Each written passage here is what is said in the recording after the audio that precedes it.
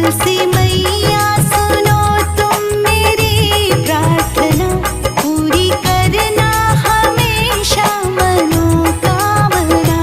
तुलसी मैया सुनो तुम मेरी प्रार्थना, पूरी करना हमेशा मनोकामना।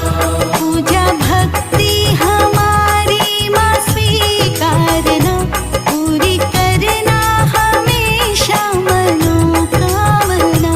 तुलसी